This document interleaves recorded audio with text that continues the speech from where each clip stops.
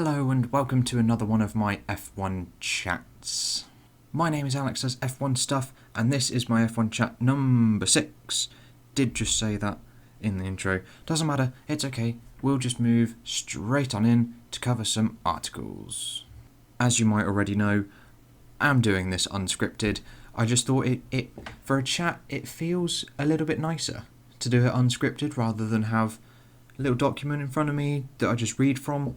It just feels a bit more personal, rather than my fantasy series or some other series that I've got coming out in the future that I've definitely written a big old script for.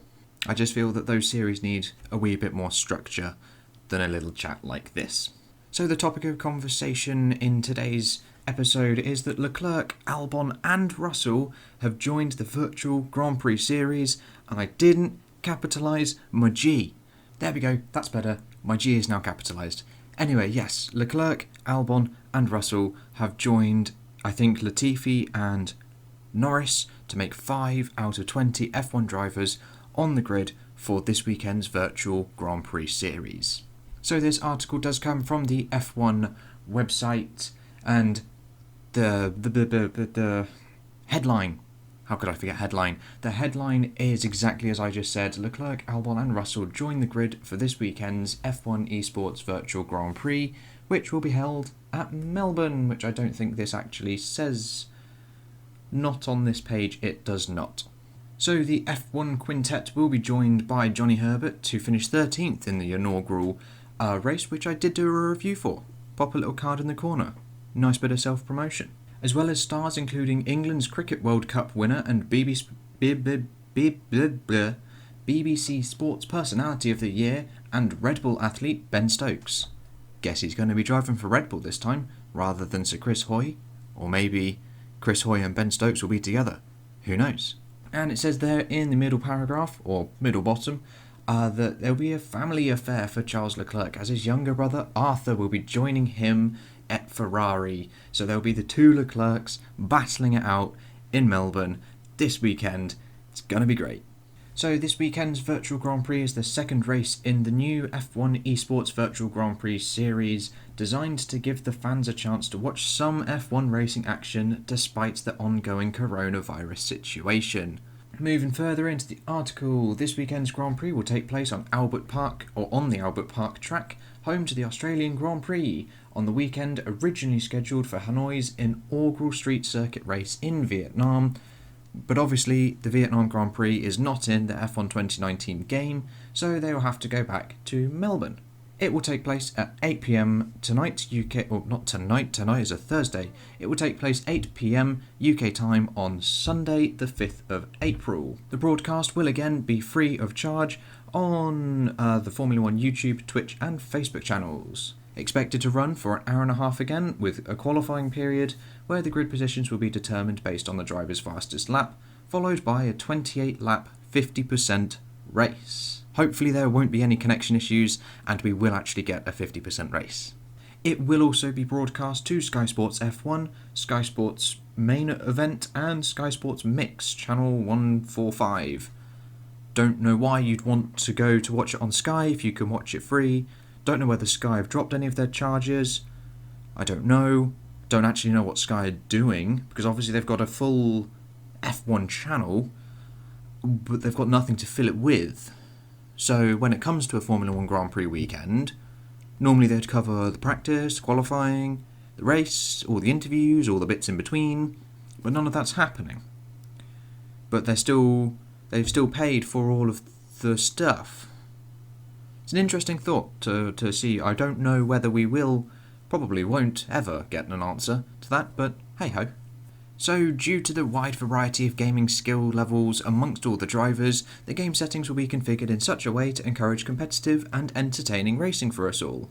This includes running equal car performance with fixed setups, reduced vehicle damage, and optional anti-lock brakes and traction control for those less familiar with the game. Pointing the finger at Verstappen there. Verstappen, get in. You do racing, you do sim racing, this is literally no different. Get in the game and have some fun. Anyway, after the race is over, a special F1 Esports Pro Exhibition race featuring all of the esports gamers, or some, will follow at 9:30 UK time, and the broadcast will be available still on their YouTube channels, Twitch channel, and Facebook channel. Is it called a Facebook channel? Or is it more of a Facebook page? I'm not sure.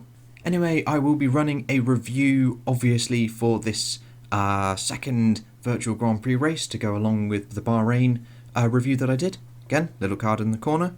Love a bit of self-promotion. And I think I might actually do a little championship. So at the beginning, I'll probably just... Ooh, knocked my desk there. At the beginning, I'll probably just do a little championship for the first race, just to update everyone. And then obviously at the end, I'll cover the championship for Melbourne.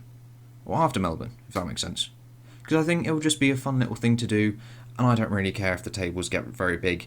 I have a lot of time on my hands. So let's get into the second article, and it is talking about McLaren, as Lando Norris and Carlos Sainz take a pay cut, and McLaren puts some staff on furlough.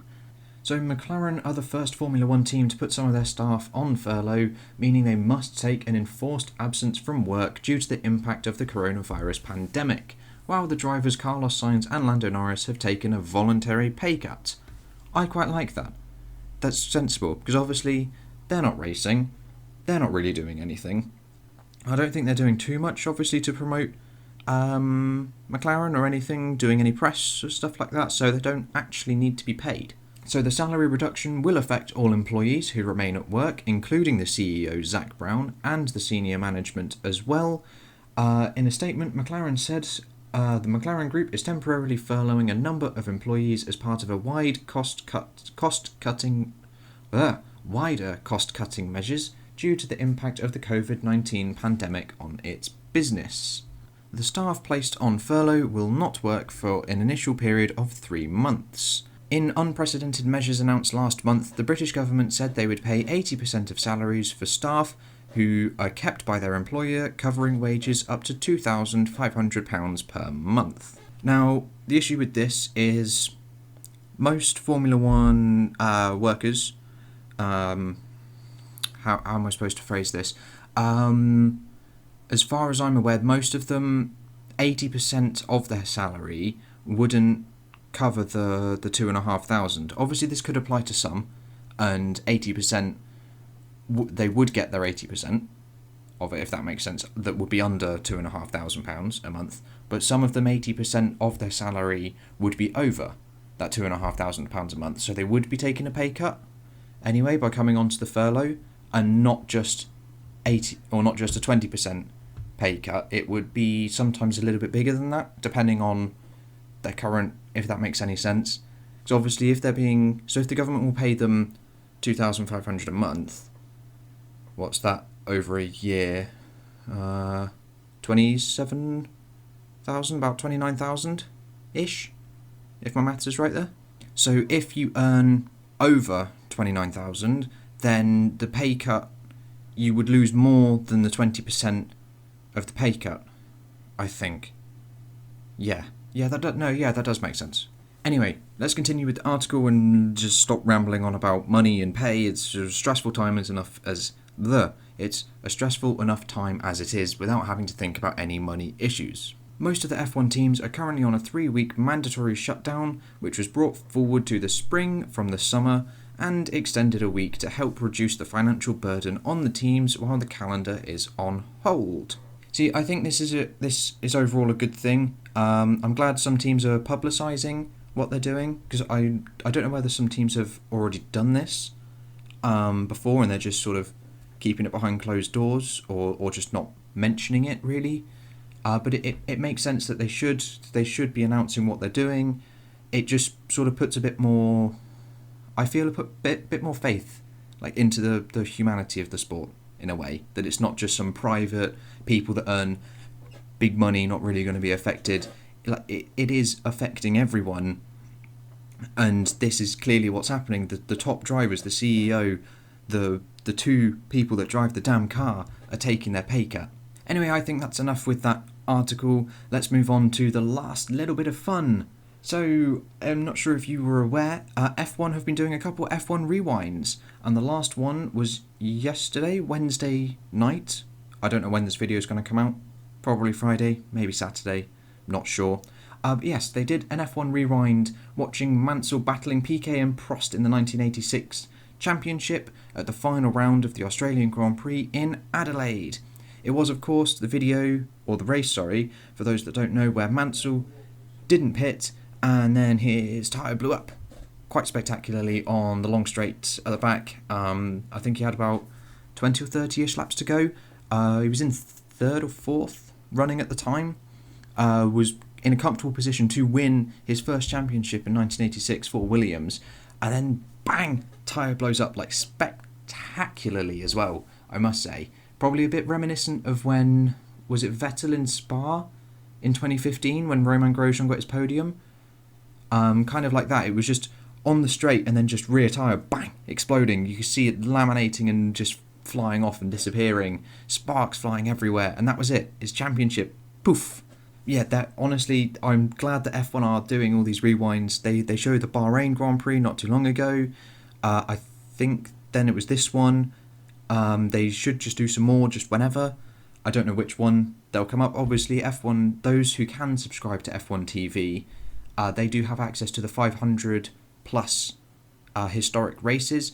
But us here in the UK, because of Sky and GER, we can't get it just yet fully anyway, so we don't have access to the 500 plus historic Grand Prix to watch. But that is all okay, because as long as they keep popping out some of these good races, maybe they could put some in from like the 2010 era, so maybe 2010 Abu Dhabi, perhaps, when Alonso lost the title. That was a good race. Maybe some from 2009 as well. Some of those were quite good with the Brawn era, or maybe even before that. Was it 2005 or was it before that? Schumacher in China, I think, 2005 or 2006. His last win for Ferrari, well, his last win full stop actually. That was a good race. I think that would be a good one to go back over. There was another one in a French Grand Prix where he did like 5 pit stops. Ross Brawn kept on bringing him in, and he was just bashing out qualifying laps and just coming in, squirting the car full of fuel and just blasting around the track again for another 10-15 laps, come back in, pit. That was a good race. That one needs to come back. Yeah, I'm sure they've got a whole list of races that they want to pop out and just show to us all. I am all for this.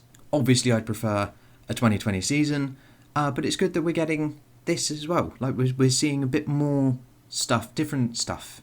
It's sort of, I wouldn't say it's satisfying like enough to replace the full season, but because it's different to what we normally get, like the esports events with the real drivers, the rewatching of all these epic races, it feels different. So it's more satisfying at the moment, but that may wear off in, I don't know, a couple months' time if no racing comes at all.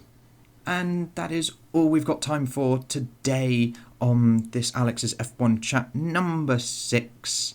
I hope you all enjoyed. I will probably do a review, for the Virtual Grand Prix series that will come out probably Monday or Tuesday, the day after the Virtual Grand Prix on Sunday. I'll see you guys in that video.